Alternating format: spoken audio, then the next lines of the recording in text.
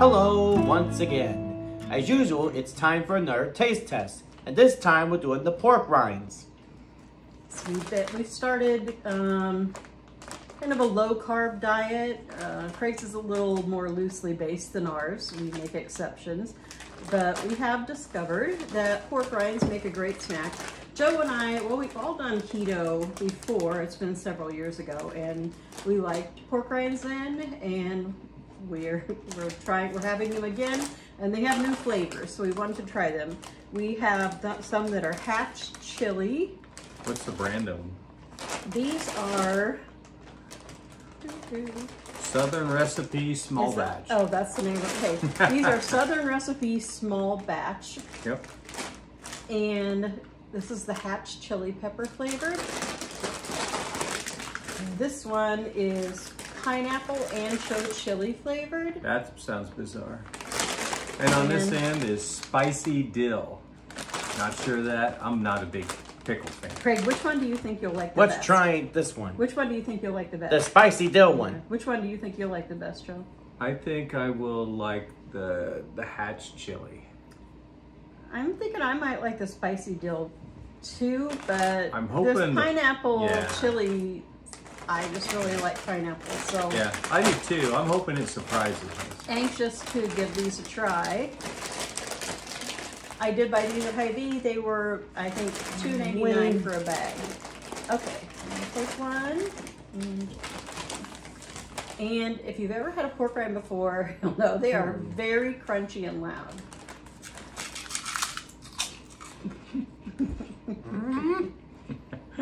Oh, you can't make them soft, Craig.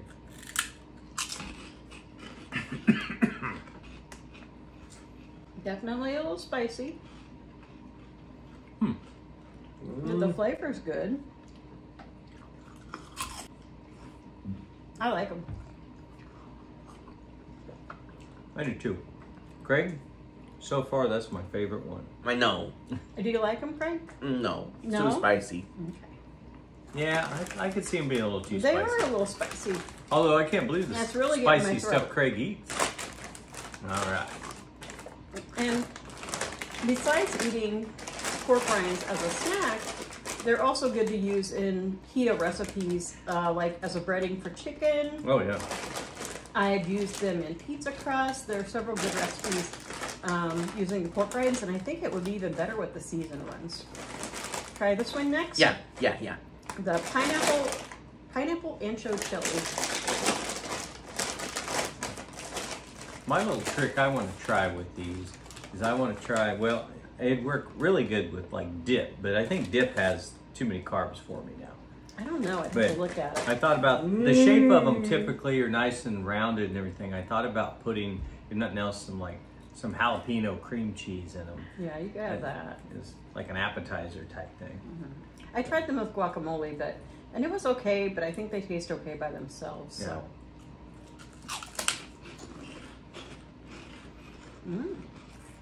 Pineapple really comes out. Well, I got sweet. Oh, I taste pineapple. I don't taste the ancho chili though.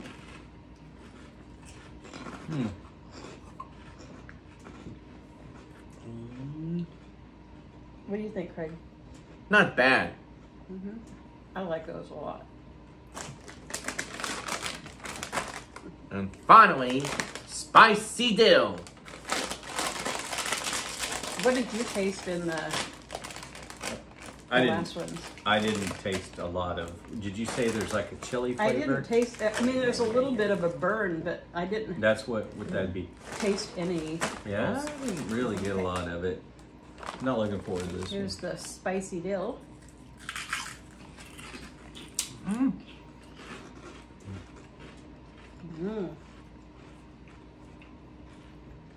like it. The dill's not overwhelming. No. You don't like it? No. Okay. I don't mind those. I thought you'd like those. I like those. On second thought, No, wait a minute. You just went, ah! I did. They're just better with Root beer. root beer. Mm-hmm. Is every Craig, is everything better with root beer? Only with A&W Zero. What about? I have to say, A&W Zero comes the closest to like tasting like just regular root beer of any other diet root beer I've No tried. way. Barks Diet. I haven't had that for so long I can't even remember. I remember we loved that. I don't sell that around here anymore. What about scrambled eggs and diet A&W? They go together? No. Craig, so which one do you like better? The spicy dough. You like Oh, the now he spicy likes dill the them. best? Yep. I might like the pineapple best, but honestly, I would eat any of them. Yeah, I was right. I like the Hatch better. Just they're spicier. I mean, I got one brand. It's I can't remember the brand of it, but it's jalapeno cheddar. I've got those down here. Oh, those are pretty good. Those are queasy and don't know what a pork rind is. Pork rinds are pork skins. What? And just You like, just- you know, some You don't think about that. some These pigs the- are, you know, look friendlier and everything, and some look tougher, more like a warthog. You don't have Once- to. I'm just. Once in a while, you Sure. get a pork rind that's like that, and they're like hard as a brick. Yeah, you don't eat those. Oh boy, Well, I don't know. and they kind of gross you out a little bit. Luckily, I usually with every pork Is it rind, really I pork take a little skin? piece off. Is it really pork skins? Yeah, it is fried pork skin. Yeah, it's fried pork skins. Okay, I've been lying to myself. It still tastes good, so I don't care. And I think, is there 0 carbs in these? I believe. One, so. Well- less than a gram. Yeah, and that's only if they're flavored. These are the ones Joe was talking about, though. The Max brand, jalapeno cheddar. And Max. Max. These are a good brand, too. Yeah, yeah, And they have several flavors as well, including Like- a salt and vinegar. yeah. Anxious to try. The Max brand. I tend to get more fluffy ones. I don't get as many hard ones. These are the best quality pork rinds. The These are pretty Southern good, recipe. so- You don't. I've never gotten one of those hard ones. in those. Yeah, I'll have to eat that whole They're more bag expensive. of the Hatch Well, ones to not- see. Not really than these. You can get pork rinds from Dollar Tree for $1.25, and they're really not bad. You just got some Can hard I ones. go now? Yeah. What, Ben? Let's see. Gotta think of something. So what did you do today, Craig? I did mouser size. What else? Did you do any chores or anything? You have any Scooping chores? key litter. Oh, there you go. I forgot about that. We did Craig's- that early in the morning, didn't we? Craig's been doing really well at sticking with the diet, right? Yep. We've went out to eat a couple times, and we just made the best choice we could. Yep. But you've been losing weight, and he's added mouser size to his regular exercise. Yeah. Which one is it you're doing? The Goofy Groove. The Goofy Groove. And That's Can I on go YouTube. now? And you found it on YouTube, right? Did you find that on YouTube? Yep. What's your favorite thing that you've done this week? Mom, the cat's driving me crazy. Oh, I know she did. Anyway, you can answer your mom's question. What's Alright. your What's favorite thing you did this week? Yeah. Scooping up kitty litter. That, No, boy, I'll tell that's you not what. Volunteering. What was the most fun thing you did? Went to the Volunteering? doctor. You like going to the doctor? Yep. We did go to the doctor, and Craig had an excellent checkup. All of his blood work was excellent, and he did a really good job. And the nurses were so nice to Craig when they took his blood. One of them took the blood while the other nurse showed him videos or pictures of her grandchildren on her phone to distract him. And I think Craig's just ready to go. Are Well, you thank ready you. to go? Yep. Okay.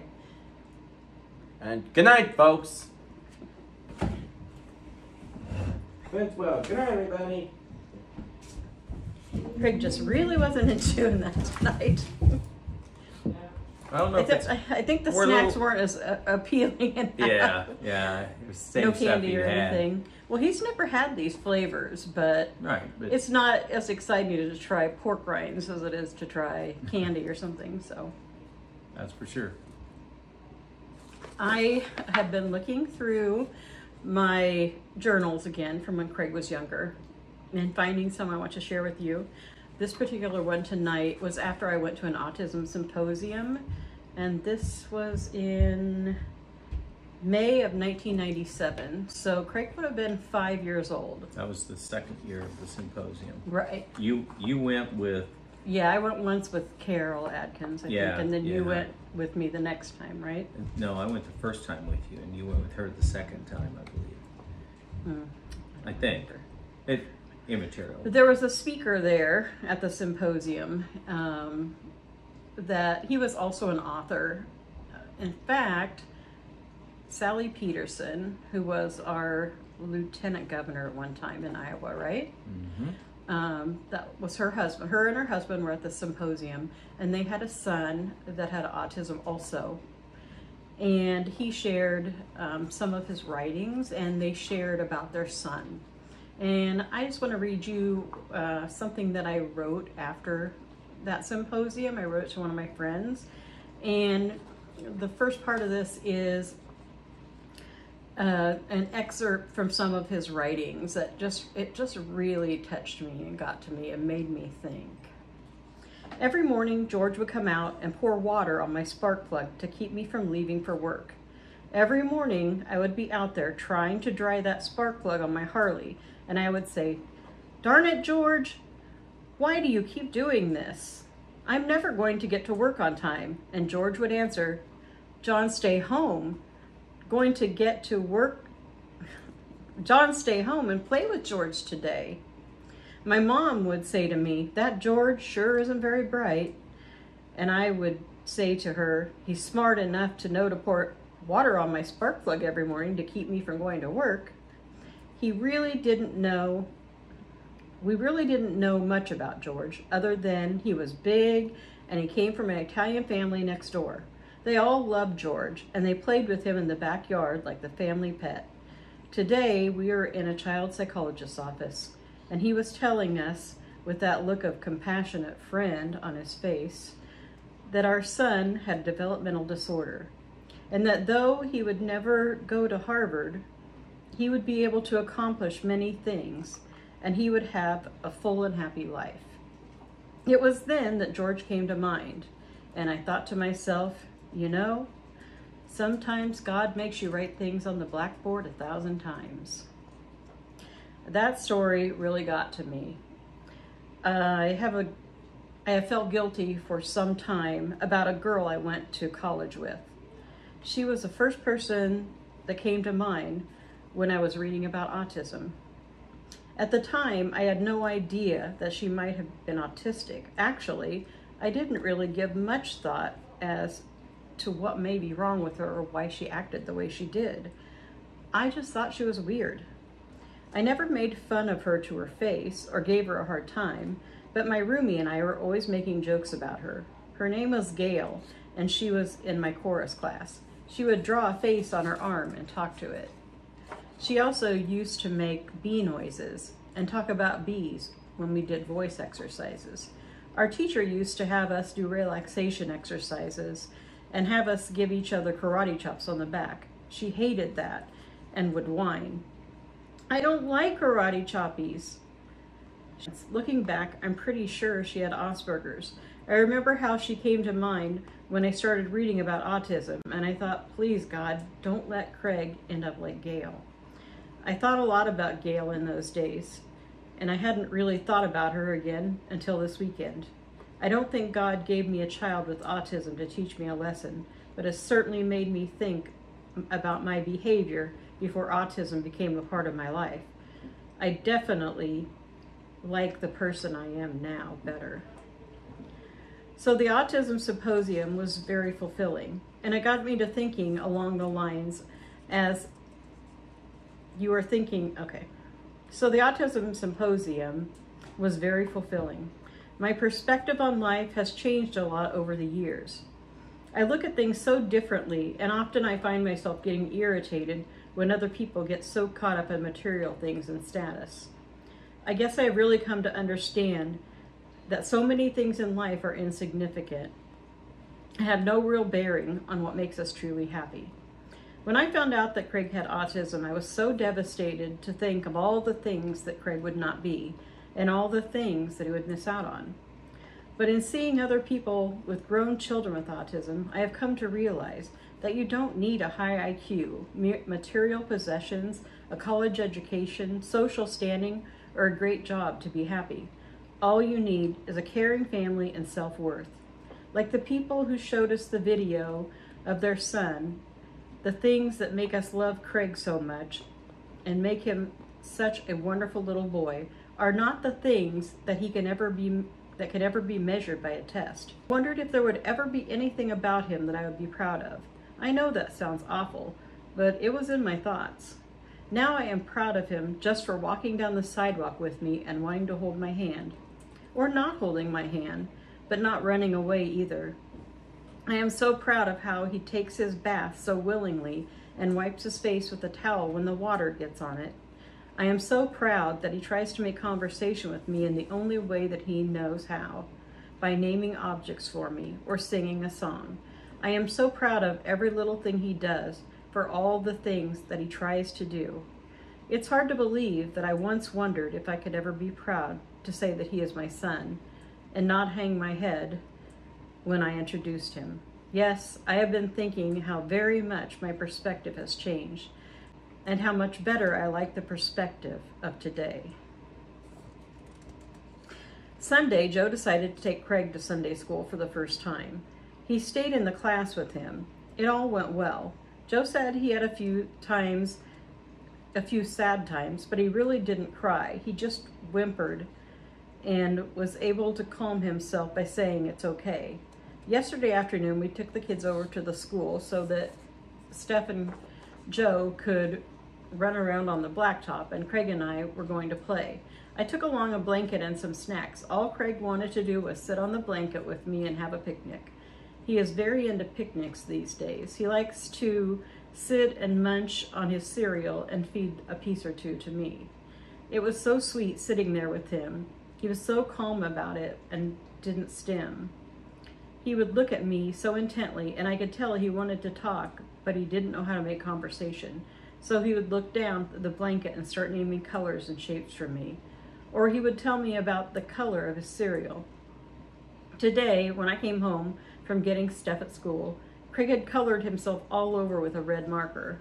He had even colored his eyelids. Yikes. Joe was on the computer, of course, and he said, I remember that happening. Suddenly Craig was standing behind him and sort of quietly said, hello. So Craig had a long bath, which he didn't mind. He loves Mr. Bubble and his new big boat. After supper, I took the kids on a walk to Dairy Queen. Craig did marvelous until we got to Dairy Queen. He didn't want anything to eat, but he didn't want to leave. He loved looking at the posters of food and naming them all. Finally, I had to chase him across the parking lot to get him, and he nearly scared me to death because I was afraid he would run into the street. Steph was scared and crying, so we ended up throwing away the ice cream and leaving. On the way home, Craig decided he needed to be carried part of the way, and then he would sit down in the middle of the sidewalk to rest. All in all, it went pretty well. It is about a mile walk there and back, so we did pretty well. It is the first time I've even attempted a long walk without the stroller. That's all. Lots of memories there, and often I do think back to the time when I was in college, before I really knew anything about autism, and even in high school, I guess. And I feel sad that I didn't understand why people were like, that there was actually a reason that people acted the way they did, and they just weren't weird, and they deserve to be treated like everyone else. And today I hope that there's been enough awareness that at least more people are able to see more clearly that there's a reason why people act the way they do. And most of all, that they won't be mean and bully them, which I can say no one ever bullied Craig that I know of. I really don't know if he'd understand if they were. Some of the kids in Dayhab actually did tease him about spaghetti, but I know they weren't doing it to be mean. They just thought it was funny. But those are some of my thoughts from then, and I didn't know that I had written down that that excerpt from Mr. Peterson's writings, and I'm so glad I did, so that I could share it because I'm guessing I'm not the only one that's had experiences like that. I think everybody that goes through life, you can't beat yourself up for the past. But from the moment you realize you were doing wrong, that's when it really, the tire hits the road. You know, now, are you going to change your path?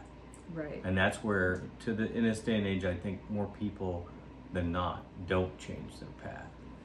It seems like, yeah, they're just there's, I don't think there's more bad people, but there's a lot different drive in this world than there used to be, and it gets frustrated. You know, I can remember instances where, well, at one of our old churches, Chad. Oh, I do. I think about Chad too. Yeah, and I was. We made jokes about Chad. Yeah, I wasn't very old. No, I don't think we even had Stephanie by that time, actually. But oh no, that was that was way back. You know, I chalk that up to young and dumb. But then you've got to make something out of that. You can't stay young and dumb your whole life. You've got to grow, and you know it took a little while. And I don't see that Craig was given to me because of that I laughed at. No, I don't think so either. Because I didn't understand him either. It would have been totally different. But it's not just autism. That's the thing. Mm-hmm. I mean, I can remember other kids getting picked on in school and everything. Now, I was a little kid. I was one of the runts of our class. You know, I wasn't gonna, go up and try to defend somebody. I'd have just been hammered just like them, and that's scary for somebody, especially in like grade school. You don't want to get beat up. That's a stigma forever. And especially back then, if you would have been defending, well, in God's eyes, that would have been fabulous. But again, I go with that young and dumb.